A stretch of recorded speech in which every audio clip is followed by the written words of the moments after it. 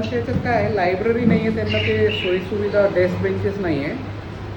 Okay sir. ते काय तात्पुरतं थोडंसं 4, 5, 10 जेवढे होते तेवढे ते करून द्या ना.